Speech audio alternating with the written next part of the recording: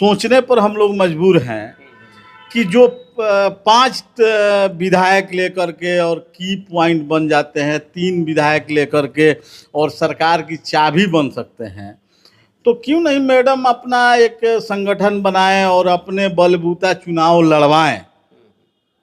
35-40 सीटों पे तो असर डालने का पक्का मैडम फिर क्या निर्णय लेती हैं उस हिसाब से विधानसभा वाइज वो कैंडिडेट अपना उतारेंगी। हमको तो ऐसा ही लग रहा है, अपने उस खेमे में सब बातें होती हैं तो ऐसा कुछ आता है, और चुनाव जिसको लड़ा के वो जिताना चाहती हैं तो निश्चित रूप से उनके लोग उनको जिता देते हैं चुनाव। और ये जब चुनाव लड़ता है लोग तो मान लीजिए पूरा बिहार विपक्ष पक्ष सब तो लग जाता हो सकता है।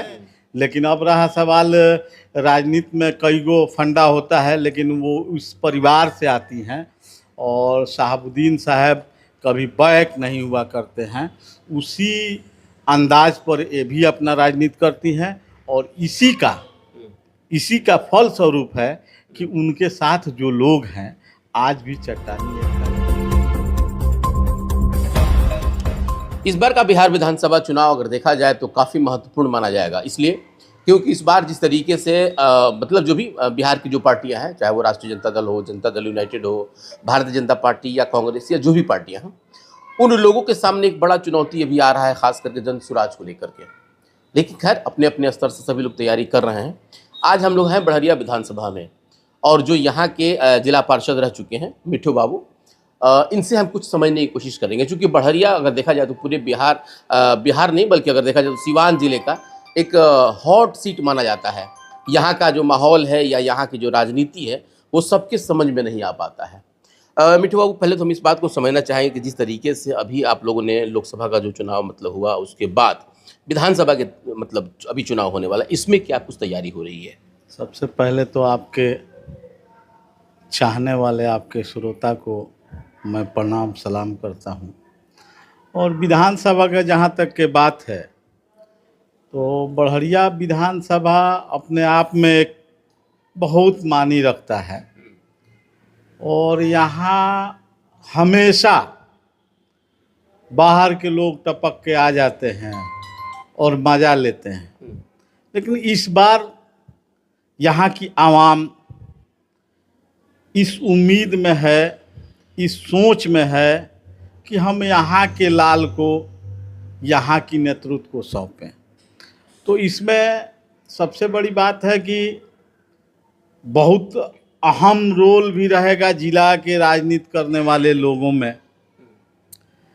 जैसे मान लीजिए अभी निर्दलीय प्रत्याशी थी हैना मैडम, उनका भी अहम रोल होगा बढ़िया में, चाहे सिवान में। तो उन लोग का एक अपना काफिला होगा, अपना एक संगठन होगा। अब क्या निर्णय लेती हैं उसके बाद ही बढ़िया विधानसभा का फिगर सामने आएगा कि क्या होने वाला। अभी आपने हिना साहब को जो नाम ले लिया, तो चूंकि उन्होंने निर्दलीय चुनाव लड़ा था लोकसभा का, अभी एक विधानसभा का चुनाव हुआ रुपौली विधानसभा, जिसमें बीमा भारती भी चुनाव लड़ी थी, राजद को अच्छी कैंडिडेट मानी जा रही थी, लेकिन वो 3 नंबर में आई है। सिवान में भी राजद 3 नंबर में रहा है। ये कितना असर करेगा, खास करके हिना साहब का जो असर पड़ा है लोकसभा का, क्या ये पूरे 8 विधानसभा में पड़ेगा क्या ये असर? देखिए, पूरे 8 विधानसभा की बात नहीं है, यहाँ 35-40 सीटों पे उनका प्रभाव रहेगा। और मैं उनके समर्थक होने के नाते एक सपोर्ट किया था मैंने लोकसभा में, तो मेरा अपना ये मशवरा है, और लोगों से भी मशवरा हुआ, हम लोग आपस में बैठ के मशवरा करते रहे। तो हमको ये माने सोचने पर हम लोग मजबूर हैं कि जो 5 विधायक लेकर के और की पॉइंट बन जाते हैं, 3 विधायक लेकर के और सरकार की चाबी बन सकते हैं, तो क्यों नहीं मैडम अपना एक संगठन बनाएं और अपने बलबूता चुनाव लड़वाएं। 35-40 सीटों पे तो असर डालने का पक्का माने, यानी कि आप चाहते हैं कि पार्टी वो बनाए मैडम? जी, पार्टी बनाए, उसका मर्तबा अपना अलग होगा पार्टी बना के। और हमको तो छपरा सिवान गोपालगंज में ये फाइनल है, कितनों कंटेस्ट होगा तो पार्टी बना के अगर चुनाव लड़वाती हैं तो निश्चित रूप से 7-8 गो तो सीट यहाँ सामने दिखाई दे रहा है। 25 सीट है सहारनपुर मंडल में, माने 7-8 सीट तो एकदम निछक्का दिखाई दे रहा है कि मिलना तय है। बाकी पूरे बिहार में प्रभाव है, आप देखे होंगे अभी प्रभाव पड़ा है।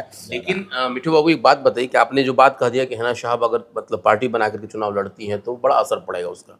बढ़िया विधानसभा में जिस तरीके से कहा जा रहा था कि उनको अच्छा वोट नहीं मिला है, बढ़िया विधानसभा में वो मतलब हार गई थी, तो फिर असर कैसे पड़ेगा उनका, ये बताइए पहले आप। नहीं, बढ़िया विधानसभा में हारी थी पहले के बनिस्पत इस बार बहुत अच्छा परफॉर्मेंस रहा है। मात्र 22,000 वोटों से हारी हैं। कहीं कहीं जो अपने देखबे कि वोट का जो रेशियो था, जो सिस्टम था, उसमें लास्ट में एक दूसरा माहौल बना, तो उस माहौल में थोड़ा पीछे रह गई। लेकिन कहीं से पीछे रहने का सवाल नहीं बनता।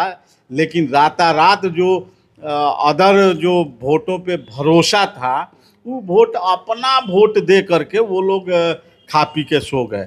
जो उम्मीद था उनसे कि 10 वोट और प्लस करवाएंगे, वो नहीं कराए। लेकिन चुनाव में हार जीत होना है, सर्टिफिकेट नहीं मिला, लेकिन उनके लोग चट्टानी एकता की तरह उनके साथ थे, वो बहुत बड़ी जीत है। तो फिर ये इसका असर 8 विधानसभा पे कैसे, मान लेते हैं कि अगर देखा जाए तो जहां से वो लीड की है, रघुनाथपुर से ज़्यादा लीडिंग उनका हुआ है, उस चीज़ को तो मान सकते हैं, लेकिन अदर जो उसके बाद जो 7 सीट आ रहा है, इसका किस तरह समीकरण होगा? विधानसभा का समीकरण दूसरा होता है। अब जैसे मैडम को जीतने में जितना शक्ति लगता है, हमको लगता है कि हराने के लिए उससे 8 गुना शक्ति लगाया जाता है। अब मान लीजिए ये निर्दलीय थी, अपने बलबूता लड़ना।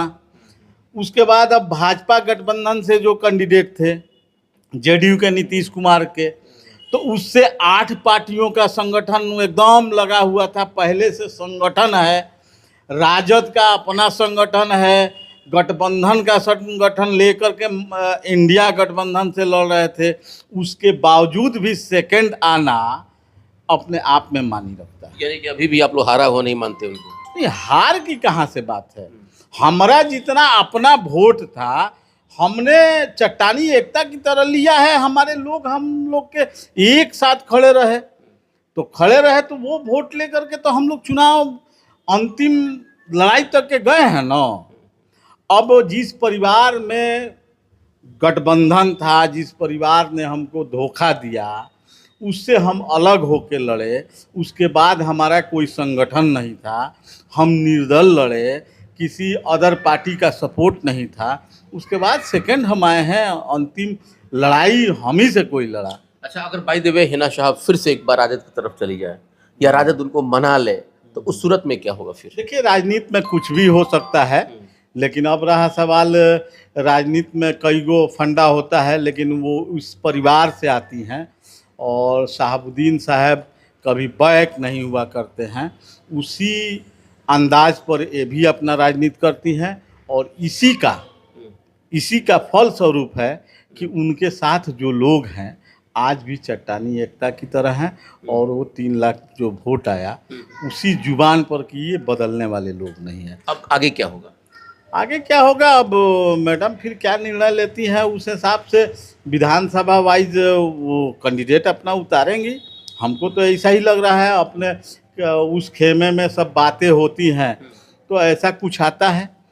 और चुनाव जिसको लड़ा के वो जिताना चाहती हैं, तो निश्चित रूप से उनके लोग उनको जिता देते हैं चुनाव। और ये जब चुनाव लड़ता है लोग, तो मान लीजिए पूरा बिहार विपक्ष पक्ष सब तो लग जाता है हराने में। तो यही कारण होता है कि थोड़ा सा से आदमी लूज कर जाता है।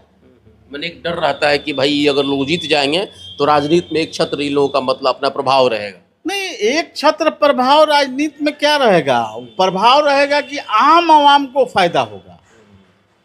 मसला ये है कि आम आवाम जो गरीब गुरबा, जो पैसे वाले लोग हैं, गरीब हैं, मीडियम क्लास के हैं, सब लोग को एक समान लाभ मिलता है इन लोग को आने से। अब मान लीजिए स्कूल कॉलेज वगैरह का, यूनिवर्सिटी वगैरह खुलता है, तो हाँ, गरीब का भी बच्चा पढ़ेगा, अमीर का भी बच्चा पढ़ेगा, मीडियम क्लास का भी बच्चा पढ़ेगा। तो इस तरीके का उम्मीद जनता में जग जाती है। डॉक्टरों का फीस का मामला हुआ, जांच का मामला हुआ, तो उन लोगों से जनता में उम्मीद रहता है कि सबको लाभ मिलेगा। बिल्कुल, बिल्कुल। तो बिल्कुल ये जिस तरीके से जुल्फ़िकार अहमद उर्फ मिट्ठू बाबू ने जो बात कहा, ये बात अब बहुत सारे लोग समझ भी रहे हैं। और आगे चूँकि 2025 का जो चुनाव है, वो काफ़ी महत्वपूर्ण इसीलिए माना जा रहा है, चूँकि जिन लोगों ने भी निर्दलीय चुनाव लड़ा है, हालाँकि पप्पू यादव निर्दलीय चुनाव लड़े, लेकिन उन्होंने बीमा भारती का समर्थन किया। लेकिन सिवान में हिना साहब को लेकर के जो उनके समर्थक इस बात को कह रहे हैं कि वो एक चट्टानी जिस माहौल को, जिस तरह से उन्होंने शहाबुद्दीन साहब जो आगे बढ़ जाते तो कभी पीछे नहीं, उन्होंने बैक गैप कभी नहीं लगाया, उसी रूप में हिना साहब को भी लोग देख रहे हैं। लेकिन अब सवाल है कि 2025 का चुनाव है, राजनीति में क्या कुछ होता है और क्या क्या बदलता है, फिलहाल आप देखते रहिए। बने रहे हमारे साथ। बहुत बहुत धन्यवाद।